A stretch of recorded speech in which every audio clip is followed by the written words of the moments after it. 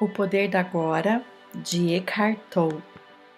Capítulo 9. Muito além da felicidade e da infelicidade, existe a paz. O bem supremo, além do bem e do mal. Existe diferença entre felicidade e paz interior? Existe. A felicidade depende de circunstâncias consideradas positivas, ao passo que a paz interior não precisa delas. Há a possibilidade de só atrairmos coisas positivas para as nossas vidas? Se a nossa atitude e o nosso pensamento forem sempre positivos, só haverá situações e acontecimentos positivos, não é mesmo?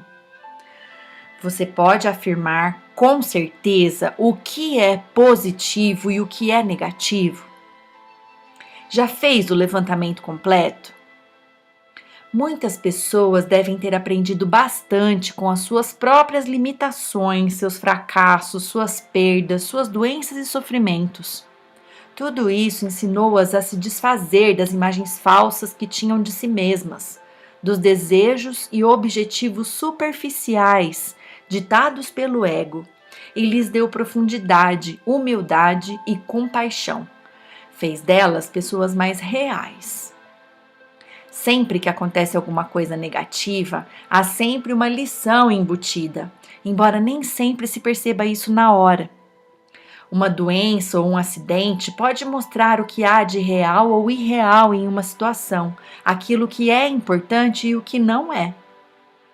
De uma perspectiva mais elevada, as circunstâncias são sempre positivas.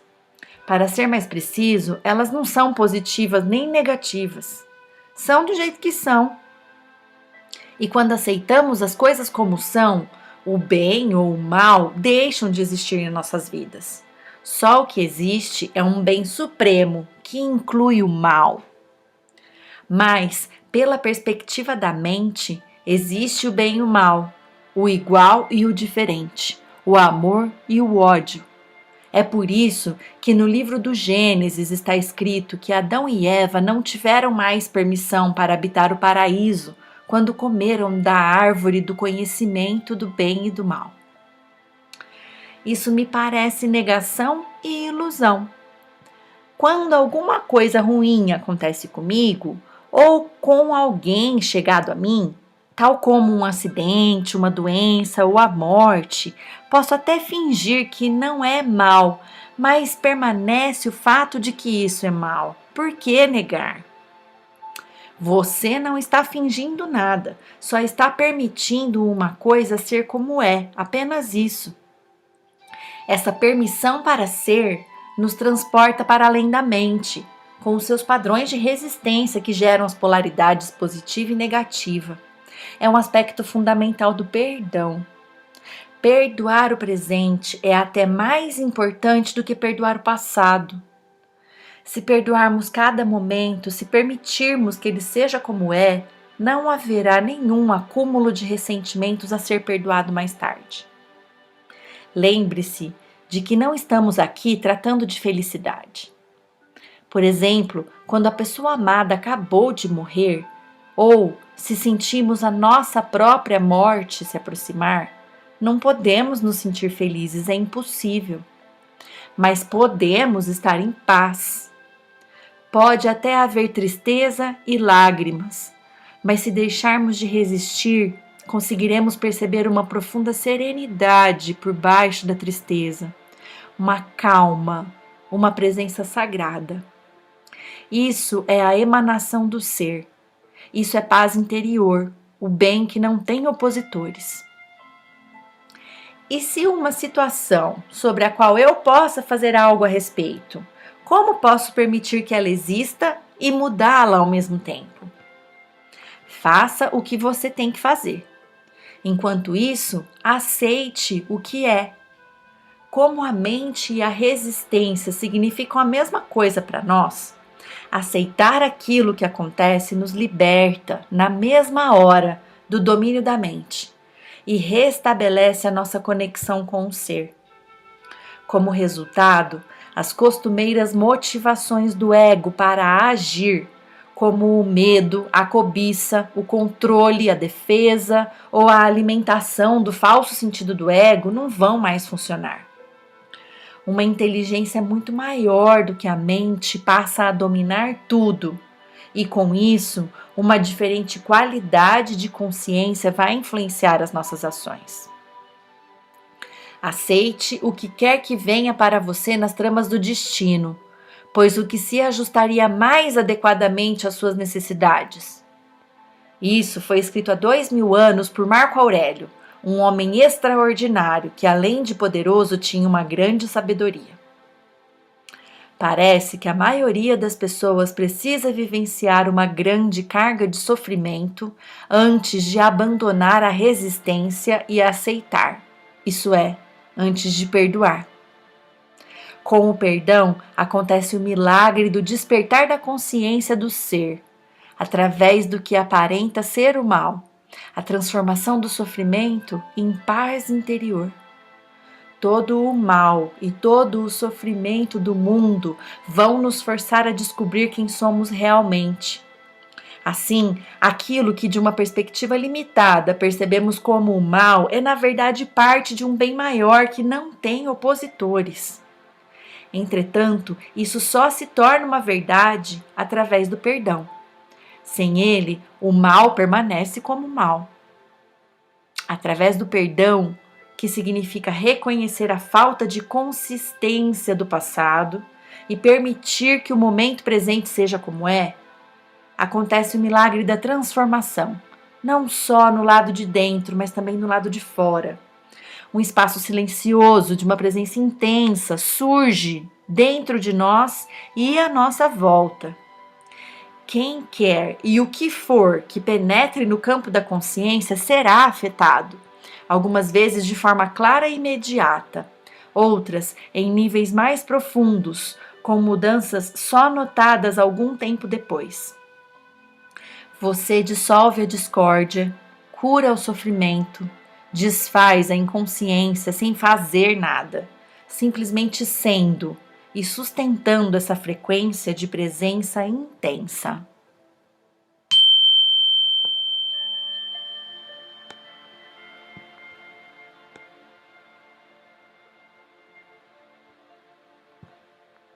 Os fins do drama em sua vida. Nesse estado de aceitação e paz interior, pode aparecer alguma coisa na vida para ser chamada de má da perspectiva da consciência comum? Muitas das assim chamadas coisas más que nos acontecem na vida são devidas à inconsciência. Elas são criadas por nós, ou melhor, são criadas pelo ego. Refiro-me a isso às vezes como drama. Quando restabelecemos a conexão com o ser e não deixamos mais a mente governar, paramos de criar essas coisas. Mas há muitas pessoas que se apaixonam pelos seus dramas particulares de vida. Identificam-se com suas histórias. O ego governa a vida delas. Investiram nele todo o seu sentido de eu interior. Até mesmo a busca de uma resposta, de uma solução ou de uma cura se torna parte dele. O que mais temem é que seus dramas tenham um fim. Enquanto essas pessoas forem à mente, seu maior medo será o próprio despertar. Quando vivemos em uma completa aceitação do que é, todos os dramas da nossa vida chegam ao fim. Ninguém consegue ter a mais leve discussão conosco, não importa o quanto tente. Não se pode discutir com alguém completamente consciente. Uma discussão implica uma identificação com a mente em uma determinada posição mental, tal como resistência e reação às posições da outra pessoa. O resultado é que as polaridades opostas ficam mutuamente energizadas. Esses são os mecanismos da inconsciência. Ainda podemos estabelecer o nosso ponto de vista de modo claro e firme, mas não haverá nenhuma força reagindo ao fundo, nenhuma defesa e nenhuma agressão. Assim, não se transformará em um drama. Quando estamos completamente conscientes, deixamos de estar no conflito. Ninguém que esteja em unidade consigo mesmo consegue pensar em conflito, diz o livro Um Curso em Milagres. O livro se refere não só ao conflito com outras pessoas, mas fundamentalmente o conflito dentro de nós, que deixa de existir quando não há mais nenhum desacordo entre as buscas e expectativas da mente e aquilo que é. A impermanência e os ciclos da vida. Enquanto permanecermos na dimensão física e em conexão com a psique humana coletiva, o sofrimento, embora raro, ainda pode acontecer. Não devemos confundi-lo com o sofrimento emocional. Todo sofrimento é criado pelo ego e fruto de uma resistência. Além disso, nessa dimensão, ainda somos sujeitos à natureza cíclica e à lei da impermanência de todas as coisas, mas já não vemos mais o sofrimento como uma coisa má. Ele simplesmente é. Ao permitir o existir de todas as coisas, uma dimensão mais profunda, por baixo do jogo dos opostos, se revela para nós como uma presença permanente, uma serenidade profunda e estável, uma alegria sem motivos que se situa além do bem e do mal. Essa é a alegria do ser, a paz de Deus. No nível da forma, existe nascimento e morte, criação e destruição, crescimento e dissolução de espécies aparentemente independentes. Podemos ver isso em tudo, no ciclo da vida de uma estrela ou de um planeta, em um corpo físico, em uma árvore, uma flor, na ascensão e queda de nações, de sistemas políticos e de civilizações, e também nos inevitáveis ciclos de lucros e perdas que temos na vida.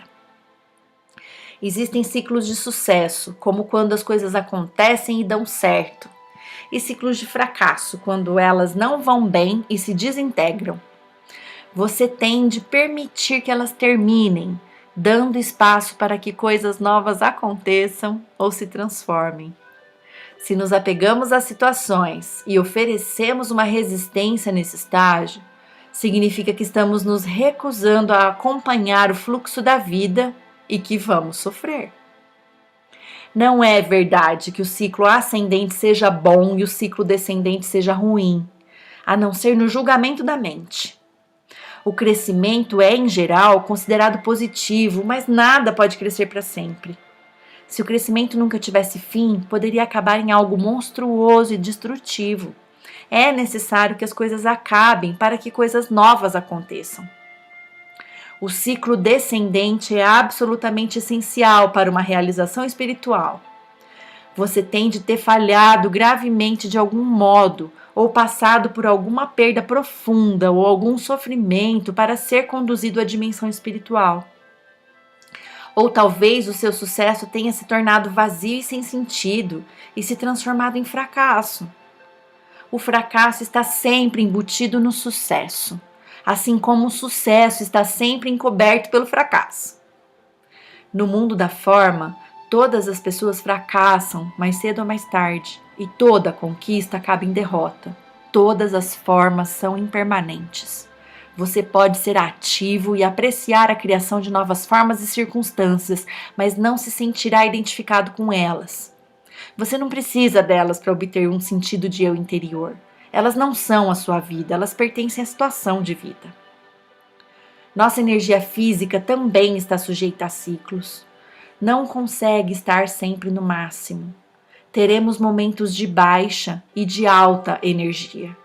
Em alguns períodos, estaremos altamente ativos e criativos, mas em outros, tudo vai parecer estagnado. Teremos a impressão de não estarmos indo a lugar algum, nem conseguindo nada. Um ciclo pode durar de algumas horas a alguns anos, e dentro dele pode haver ciclos longos ou curtos. Muitas doenças são provocadas pela luta contra os ciclos de baixa de energia, que são fundamentais para uma renovação. Enquanto estivermos identificados com a mente, não poderemos evitar a compulsão de fazer coisas e a tendência para extrair o nosso valor de fatores externos, tais como as conquistas que alcançamos. Isso torna difícil ou impossível para nós aceitarmos os ciclos de baixa e permitirmos que eles aconteçam. Assim, a inteligência do organismo pode assumir o controle como uma medida autoprotetora e criar uma doença com o objetivo de nos forçar a parar, de modo a permitir que uma necessária renovação possa acontecer. A natureza cíclica do universo está intimamente ligada à impermanência de todas as coisas e situações. Buda fez disso uma parte central do seu ensinamento. Todas as circunstâncias são altamente instáveis e estão em um fluxo constante. Ou, como ele colocou, a impermanência é uma característica de cada circunstância, de cada situação com que vamos nos deparar na vida. Elas vão se modificar, desaparecer ou deixar de proporcionar prazer. A impermanência também é um ponto central dos ensinamentos de Jesus. Não acumule tesouros na terra, onde as traças e a ferrugem arruinam tudo, onde os ladrões arrombam as paredes para roubar.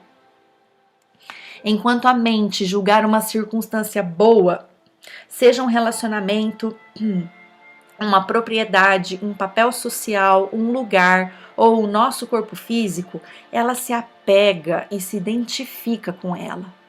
Isso faz você se sentir bem em relação a si mesmo e pode se tornar parte de quem você é ou pensa que é. Mas nada dura muito nessa dimensão, onde as traças e a ferrugem devoram tudo. Tudo acaba ou se transforma. A mesma condição que era boa no passado, de repente torna-se ruim. A prosperidade de hoje torna-se o consumismo vazio de amanhã. E o casamento feliz e a lua de mel transformam no divórcio infeliz ou uma convivência infeliz. A mente não consegue aceitar quando uma situação com a qual ela tenha se apegado muda ou desaparece. Ela vai resistir à mudança. É quase como se um membro estivesse sendo arrancado do seu corpo. Às vezes, ouvimos falar de pessoas que cometeram suicídio porque perderam a fortuna ou tiveram sua reputação arruinada. Esses são casos extremos. Outras pessoas, ao sofrer uma grande perda, tornam-se profundamente infelizes ou adoecem. Não conseguem distinguir a vida da situação de vida. Li recentemente sobre uma famosa atriz que morreu depois dos 80 anos e foi ficando cada vez mais infeliz e reclusa conforme envelhecia. Ela estava identificada com uma circunstância, sua aparência externa. No início, isso lhe deu um sentido feliz do eu interior, depois, um sentido infeliz.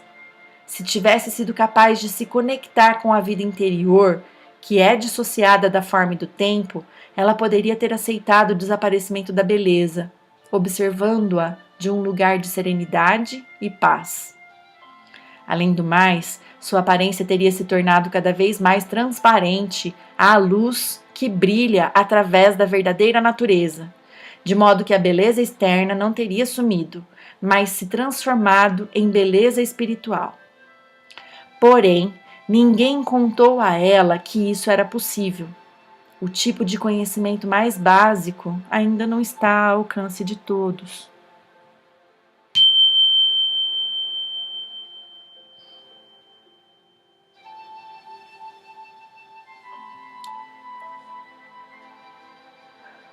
Buda ensinou que até mesmo a felicidade pessoal é dukkha, uma palavra da língua Pali que significa sofrimento ou insatisfação. Ela é inseparável do seu oposto. Significa que a felicidade e a infelicidade são, na verdade, uma coisa só. Somente a ilusão do tempo as separa. Isso não significa uma negatividade. É simplesmente reconhecer a natureza das coisas para não viver atrás de uma ilusão pelo resto da vida. Nem quer dizer que você não deva mais apreciar os objetos e as circunstâncias agradáveis e bonitas. Porém, usá-los para procurar aquilo que não podem dar uma identidade, um sentido de permanência e satisfação, é uma receita para frustração e sofrimento. Toda a indústria da propaganda e a sociedade de consumo entrariam em colapso se as pessoas se tornassem iluminadas e deixassem de tentar encontrar suas identidades através dos objetos. Quanto mais usamos esse caminho para encontrar a felicidade, mais estaremos nos iludindo. Nada lá fora vai conseguir nos trazer satisfação, exceto por um tempo e de modo superficial. Mas talvez você precise passar por muitas decepções antes de perceber a verdade. Os objetos e as circunstâncias podem lhe dar prazer, mas também vão lhe trazer sofrimento. Eles podem lhe dar prazer, mas não trazer a alegria. A alegria não tem uma causa. Ela brota dentro de nós como a alegria do ser. É uma parte essencial do estado de paz interior, conhecido como a paz de Deus. É o nosso estado natural, não algo por que tenhamos que lutar para conseguir. As pessoas em geral não percebem que a salvação não está em nada do que façam, possuam ou consigam. Aquelas que percebem ficam muitas vezes enfastiadas do mundo e deprimidas. Se nada pode lhes dar um verdadeiro prazer, será que resta alguma coisa por que se empenhar? Com que objetivo? O profeta do Velho Testamento deve ter chegado a essa conclusão quando escreveu: Tenho visto tudo o que se faz debaixo do sol, e eis que tudo é vaidade e uma luta contra o vento. Quando você chega a esse ponto, está a um passo do desespero e um passo mais longe da iluminação. Uma vez, um monge budista me disse: tudo que aprendi nos 20 anos em que sou monge pode ser resumido em uma frase: tudo que surge, desaparece. Isso eu sei. O que ele quis dizer foi o seguinte: aprendi a não oferecer qualquer resistência ao que é. Aprendi a permitir que o momento presente aconteça e a aceitar a natureza impermanente de todas as coisas e circunstâncias. Foi assim que encontrei a paz. Não oferecer resistência à vida é estar em um estado de graça, de descanso e de luz. Nesse estado, nada depende de as coisas serem boas ou ruins. É quase paradoxal, mas como já não existe mais uma dependência interior quanto à forma, as circunstâncias gerais da sua vida e as formas externas tendem a melhorar consideravelmente. As coisas, as pessoas ou as circunstâncias que você desejava para a sua felicidade vêm agora até você sem qualquer esforço, e você está livre para apreciá-las enquanto durarem. Todas essas coisas naturalmente vão acabar, e os ciclos virão e irão, mas com o desaparecimento da dependência não há mais medo de perdas. A vida flui com facilidade. A felicidade que provém de alguma coisa secundária nunca é muito profunda. É apenas um pálido reflexo da alegria do ser, da paz vibrante que encontramos dentro de nós mesmos ao entrarmos no estado de não resistência. O ser nos transporta para além das polaridades opostas da mente e nos liberta da dependência da forma. Mesmo que tudo em volta desabe e fique em pedaços, você ainda sentirá uma profunda paz interior. Você pode não estar feliz, mas vai estar em paz.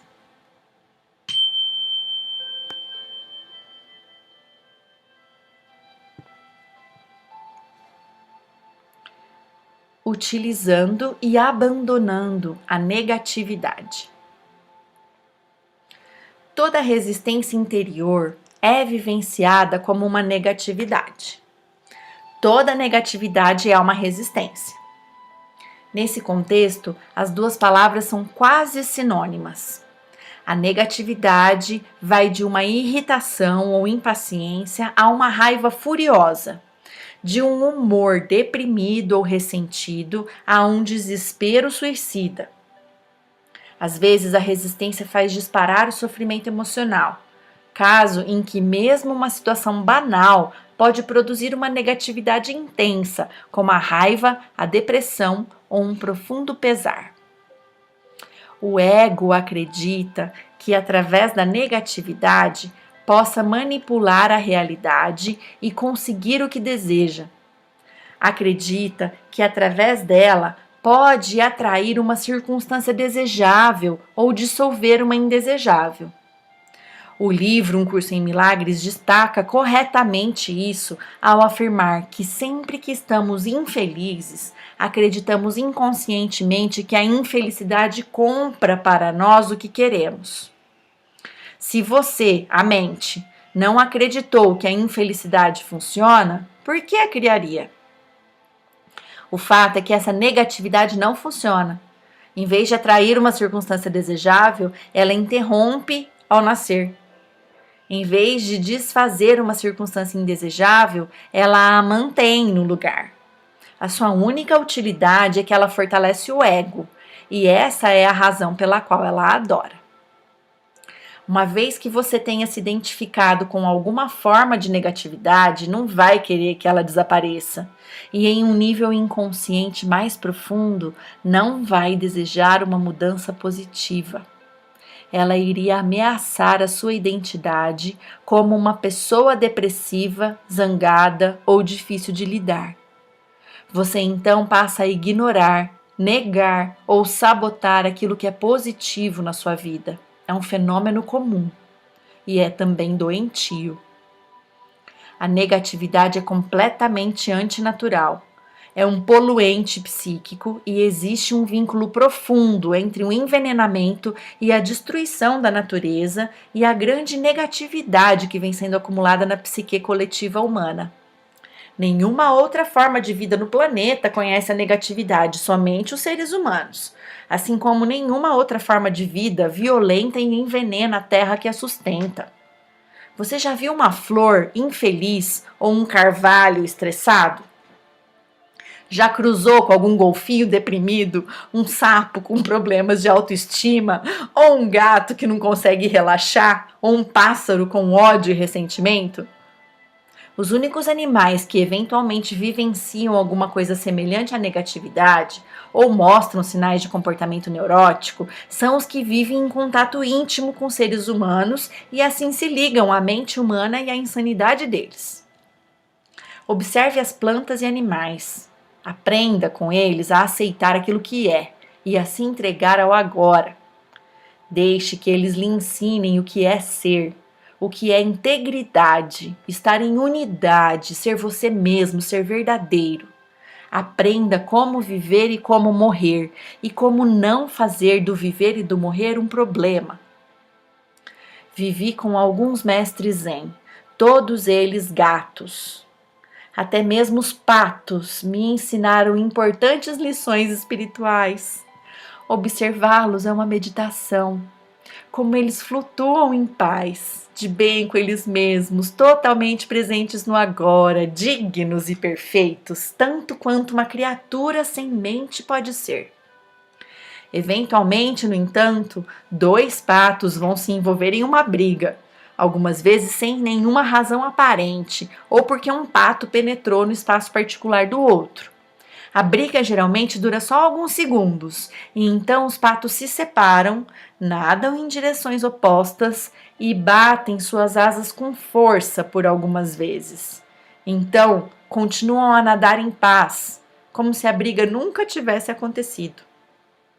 Quando observei isso pela primeira vez, percebi num relance que ao bater as asas eles estavam soltando a energia acumulada, evitando assim que ela ficasse aprisionada no corpo e se transformando em negatividade. Isso é sabedoria natural. É fácil para eles porque não têm uma mente para manter vivo o passado sem necessidade e então construir uma identidade em volta dele. Uma emoção negativa não poderia também conter uma mensagem importante? Por exemplo, se me sinto deprimido com frequência, será que pode ser um sinal de que existe alguma coisa errada com a minha vida e isso pode me forçar a olhar para a minha situação de vida e fazer mudanças? Sim, pode, poderia. As emoções negativas repetitivas podem, às vezes, conter uma mensagem, como ocorre com as doenças. Qualquer mudança que você faça, seja ela relacionada com seu trabalho, com seus relacionamentos ou seu ambiente, é apenas uma máscara, a menos que se origine de uma mudança no seu nível de consciência. E até onde isso interessa, só pode significar uma coisa: estar mais presente. Quando você já tiver alcançado um certo grau de presença, não precisa mais da negatividade para lhe dizer o que é necessário na sua situação de vida. Mas, enquanto a negatividade estiver lá, utilize-a. Use-a como um tipo de sinalizador, um lembrete para estar mais presente. Como impedimos que a negatividade surja e como nos livramos dela, já que está lá?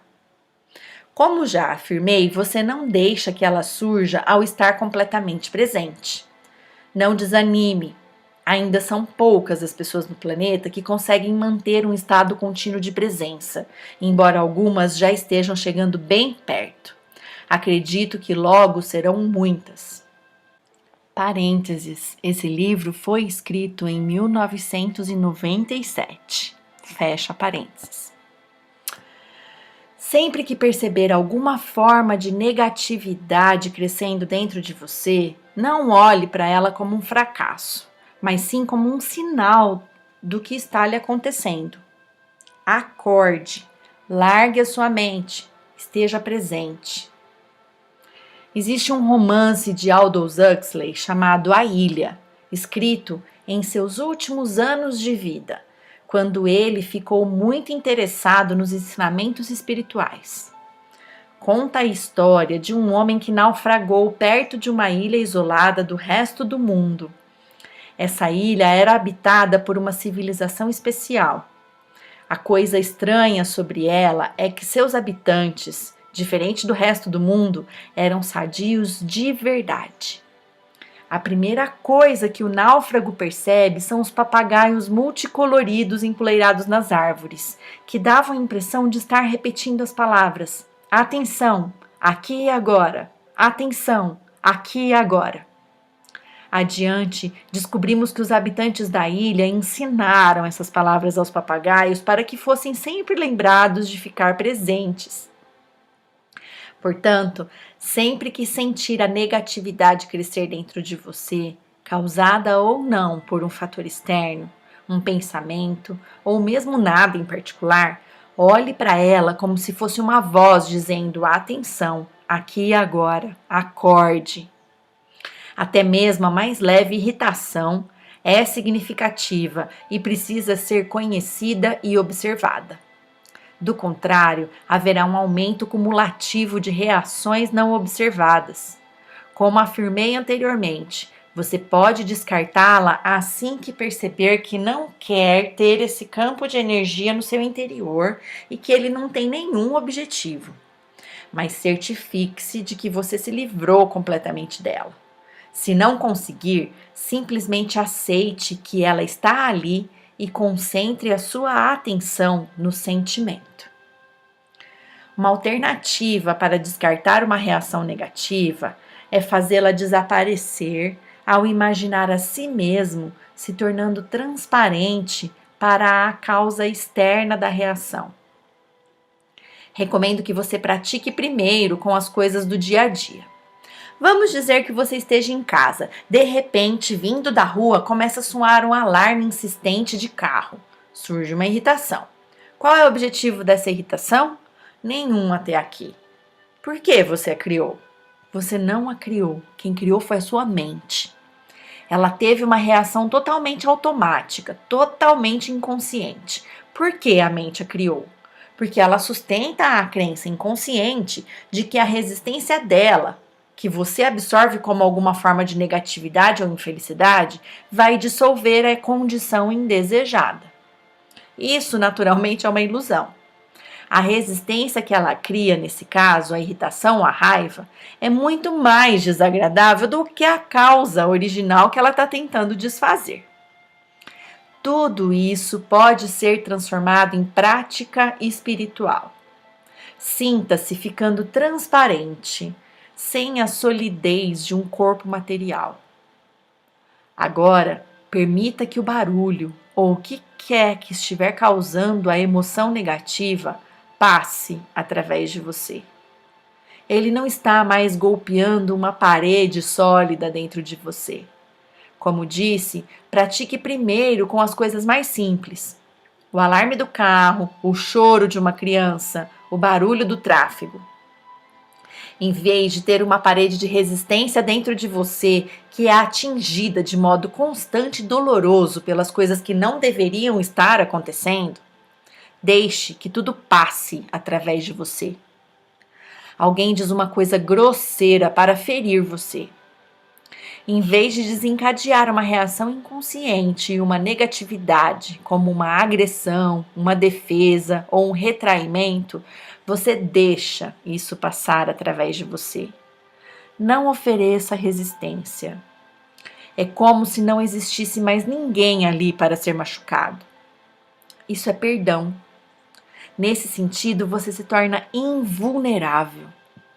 Pode dizer a essa pessoa que o comportamento dela é inaceitável, se você escolher fazer isso. Mas essa pessoa já não tem mais o poder de controlar o seu estado interior. Você passa a estar em seu poder, não mais em poder de alguém, nem sob governo da mente. Quer seja um alarme de carro, uma pessoa grosseira, uma inundação, um terremoto ou a perda de todos os seus bens, o mecanismo de resistência é o mesmo.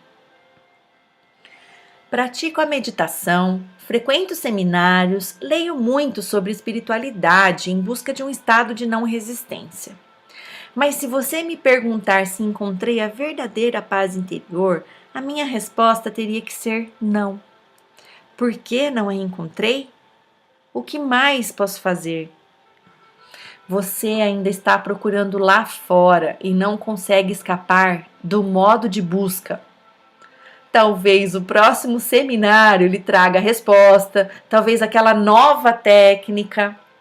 Diria a você, não busque a paz. Não busque nenhum outro estado além daquele em que você está agora. Do contrário, vai criar um conflito eterno e uma resistência inconsciente. Perdoe a si mesmo por não estar em paz. No momento em que você aceitar completamente a sua intranquilidade, ela se transformará em paz. Qualquer coisa que você aceite completamente vai lhe levar até lá, vai levar você até a paz. Esse é o milagre da entrega.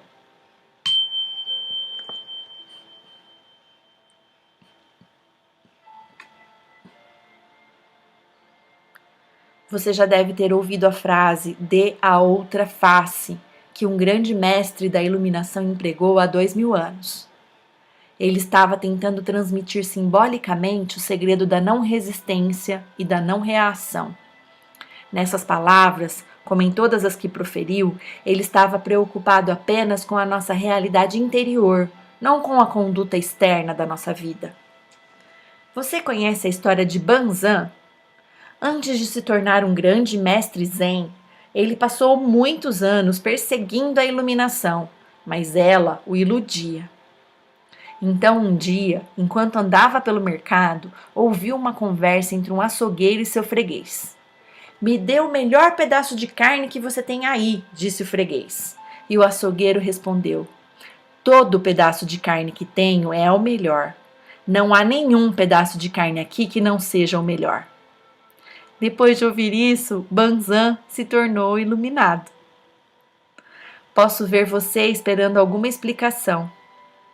Quando aceitamos o que é, todo pedaço de carne, todo momento é o melhor. Isso é iluminação.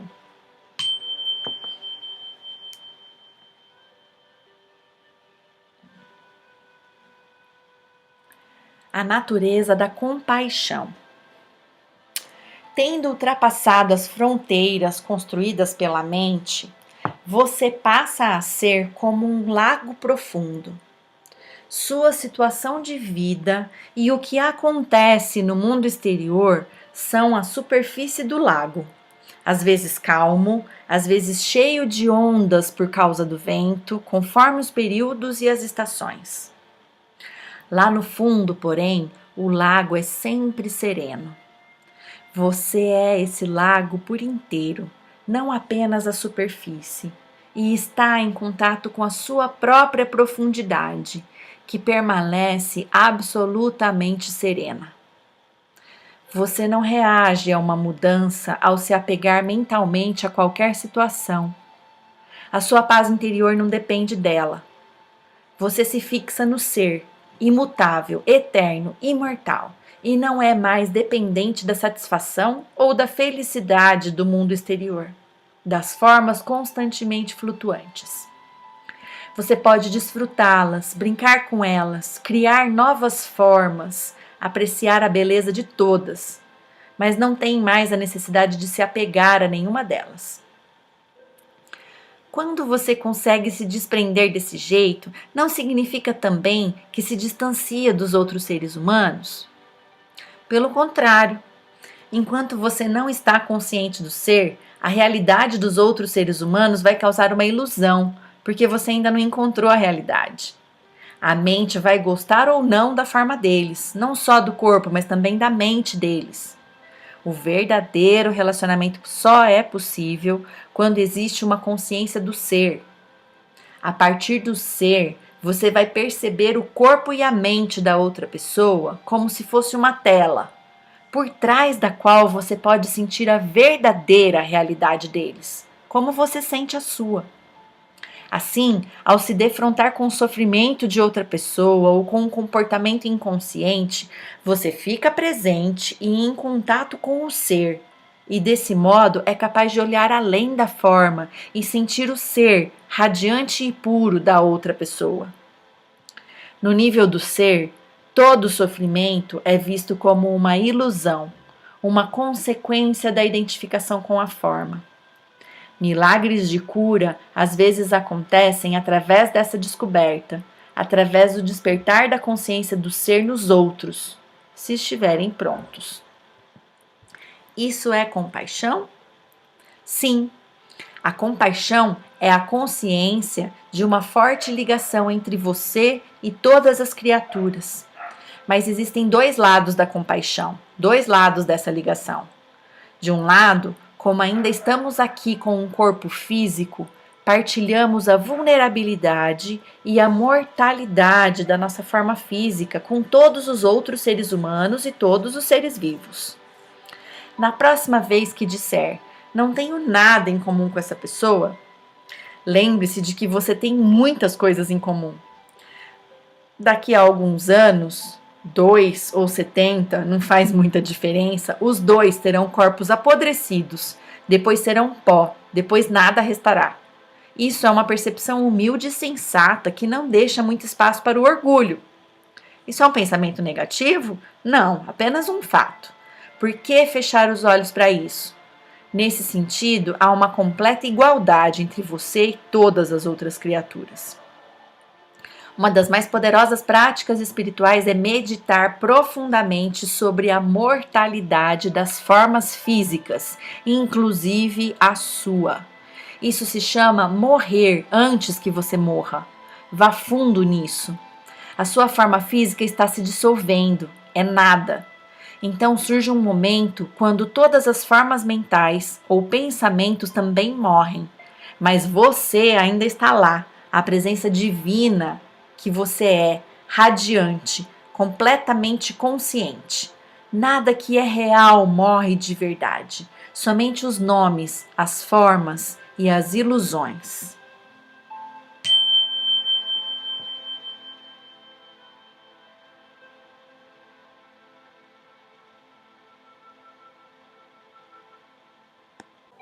A realização dessa dimensão eterna, a nossa verdadeira natureza, é o outro lado da compaixão. Em um nível mais profundo, podemos reconhecer agora não só a nossa própria imortalidade, mas também a de todas as outras criaturas. No nível da forma, partilhamos a mortalidade e a precariedade da existência. No nível do ser, partilhamos a vida eterna e radiante. Esses são dois aspectos da compaixão. Na compaixão, os sentimentos de tristeza e de alegria, aparentemente opostos, se fundem em um só, e se transformam em uma profunda paz interior. Isso é a paz de Deus. É um dos mais nobres sentimentos de que os homens são capazes e possuem um grande poder de cura e transformação. Mas a verdadeira compaixão, como acabei de descrever, ainda é rara. Ter uma profunda empatia pelo sofrimento de um outro ser exige um alto nível de consciência, mas representa apenas um lado da compaixão. Não é completo. A verdadeira compaixão vai além da empatia ou da simpatia. Não acontece até que a tristeza se misture com a alegria, e a alegria do ser além da forma, a alegria da vida eterna. Em direção a uma ordem de realidade diferente. Não concordo que o corpo precise morrer. Estou convencido de que podemos obter a imortalidade física. Acreditamos na morte e é por isso que o corpo morre. O corpo não morre porque acreditamos na morte. O corpo existe, ou assim parece, porque acreditamos na morte. O corpo e a morte são partes da mesma ilusão, criada pelo modo egóico de consciência, que não tem a percepção da fonte da vida e vê a si mesmo como uma coisa separada e sob constante ameaça.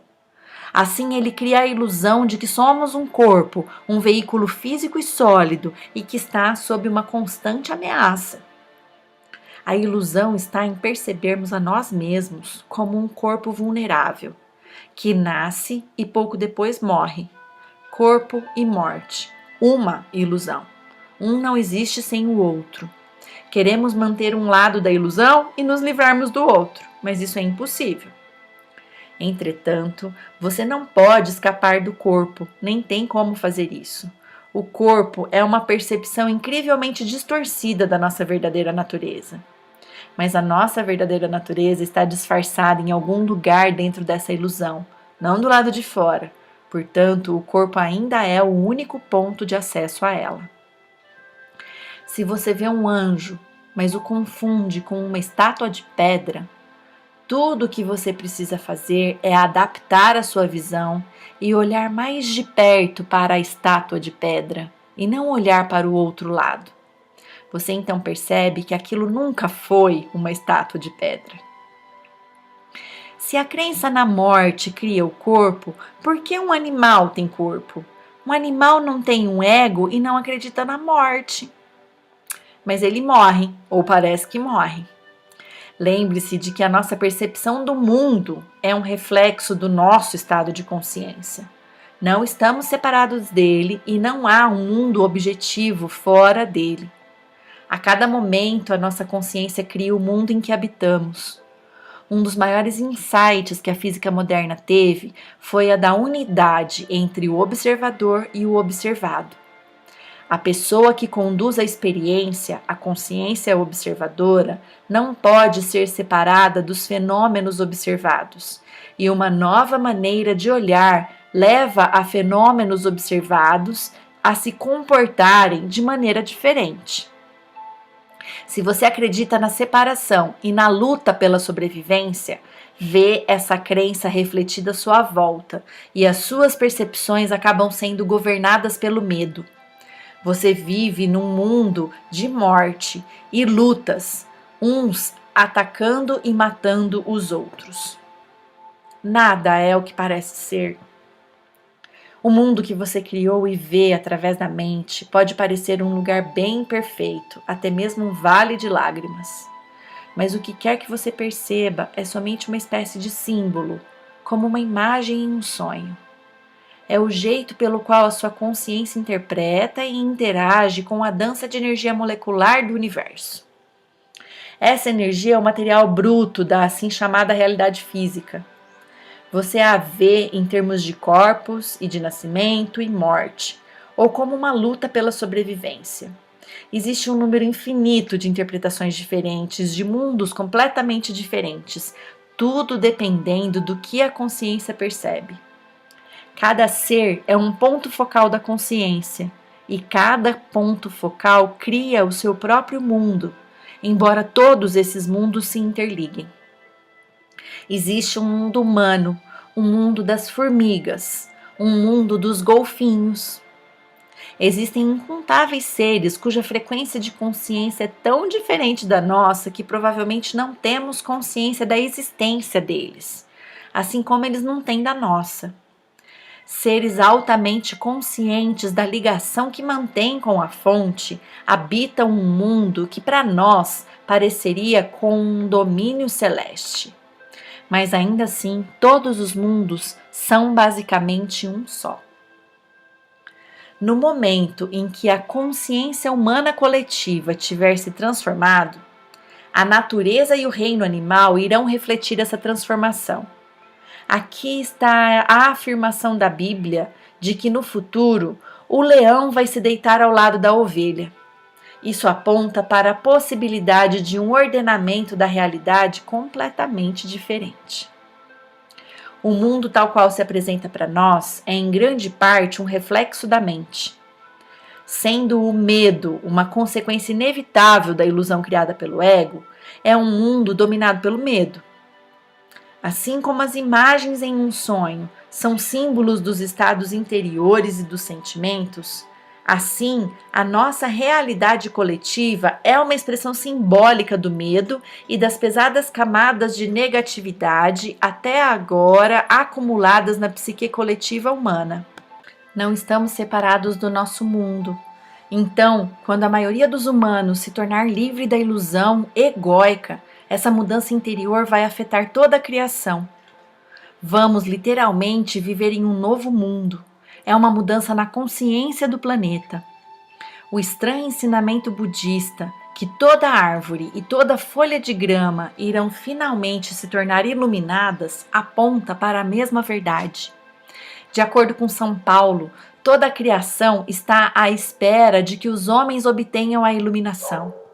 É assim que interpreto suas palavras.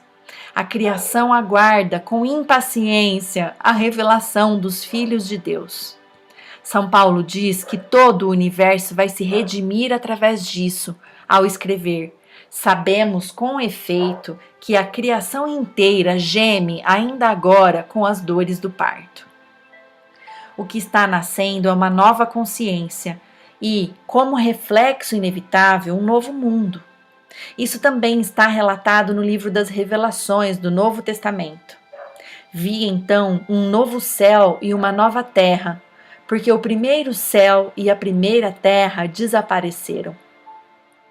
Mas não confunda causa e efeito. Nossa primeira tarefa não é buscar a salvação através da criação de um mundo melhor, mas sim despertar da nossa identificação com a forma. Não estamos mais presos a esse mundo, a esse nível de realidade. Podemos sentir nossas raízes no não manifesto e assim estamos livres do apego ao mundo manifesto. Ainda podemos desfrutar os prazeres passageiros desse mundo, mas não somos mais escravos dessas experiências. Não estamos mais em busca de satisfação através de uma gratificação psicológica, através da alimentação do ego. Não temos mais medo de perder alguma coisa. Portanto, não precisamos nos apegar a este mundo. Estamos em contato com algo infinitamente maior do que qualquer prazer, maior do que qualquer coisa manifesta. E, em certo sentido, não precisamos mais do mundo e nem mesmo que ele seja diferente do que é. É nesse ponto que você começa a dar uma contribuição real para criar um mundo melhor, uma nova realidade. É nesse ponto que você se torna capaz de sentir a verdadeira compaixão e de ajudar os outros. Somente aqueles que transcenderam o mundo conseguem criar um mundo melhor. Você deve lembrar que já falamos sobre dualidade da verdadeira compaixão, que é a percepção de uma ligação tanto com a mortalidade quanto com a imortalidade. Nesse nível profundo, a compaixão se torna um remédio no sentido mais amplo. Nesse estado, a sua influência curativa se baseia não no fazer, mas no ser. Todas as pessoas com quem você mantiver contato serão tocadas pela sua presença e afetadas pela paz que você emana, quer elas estejam ou não conscientes disso. Quando estiver inteiramente presente e as pessoas à sua volta tiverem um comportamento inconsciente, você não vai sentir necessidade de reagir. A sua paz será tão grande e profunda que tudo que não for paz desaparecerá nela, como se nunca tivesse existido. Isso quebra o ciclo kármico de ação e reação.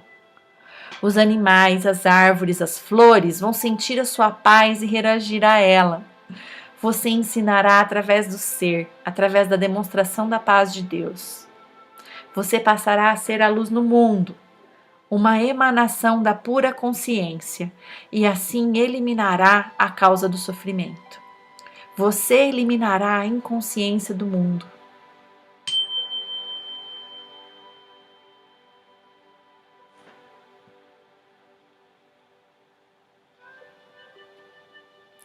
Isso não significa que você não possa também ensinar através da ação. Por exemplo, ao apontar como se desidentificar da mente, reconhecer padrões inconscientes no interior de alguém. Mas quem você é será sempre um ensinamento transformador do mundo, mais vital e mais poderoso do que o que você disser, e até mais essencial do que o que você fizer. Além disso, reconhecer a primazia do ser e assim trabalhar no nível da causa não exclui a possibilidade de que a sua compaixão possa simultaneamente se manifestar no nível da ação e do efeito, ao aliviar o sofrimento sempre que você o encontrar. Quando alguém faminto lhe pedir pão e você tiver, você vai dar. Mas ao dar o pão, mesmo que o seu contato seja muito breve, o mais importante será esse momento do ser partilhado, do qual o pão é apenas um símbolo. Uma cura profunda se instala internamente. Nesse momento, não há doador nem receptor. Como podemos criar um mundo melhor sem acabar primeiro com os grandes males, com a fome, com a violência? Todos os males são efeito da inconsciência. Podemos aliviar os efeitos da inconsciência, mas não podemos eliminá-los, a menos que eliminemos a sua causa. A verdadeira transformação acontece no interior, não no exterior. Querer aliviar o sofrimento do mundo é uma coisa muito nobre, mas lembre-se de não concentrar exclusivamente no exterior. Do contrário, você vai sentir frustração e desespero. Sem uma profunda mudança na consciência humana, o sofrimento é um buraco sem fundo. Portanto, não permita que a sua compaixão se torne unilateral. A empatia com o sofrimento do outro e o desejo de ajudar devem ser equilibrados com uma profunda percepção da natureza eterna de todas as coisas e com a consciência do aspecto ilusório de todos os sofrimentos. Permita que a paz inunde tudo o que você fizer e estará atuando sobre o efeito e a causa ao mesmo tempo. Se quiser impedir que os seres humanos destruam uns aos outros e acabem com o planeta, lembre-se de que, assim como não consegue combater a escuridão, você também não pode combater a inconsciência. Se tentar fazer isso, a oposição polar vai se tornar fortalecida e mais profundamente arraigada. Você vai se identificar com uma das polaridades, vai criar um inimigo e será conduzido ao seu eu interior inconsciente. Eleve a consciência ao disseminar a informação, ou melhor, pratique a resistência passiva. Mas tenha a certeza de que você não carrega nenhuma resistência interior, nenhum ódio, nenhuma negatividade. Ame seus inimigos, disse Jesus, o que obviamente significa não tenha inimigos. Uma vez que você se envolva em atuar no nível do efeito, é muito fácil se perder dentro dele. Fique alerta e muito, muito presente. A causa tem de permanecer o seu foco inicial, o ensinamento da iluminação, o seu propósito principal e a paz, o seu mais precioso presente para o mundo.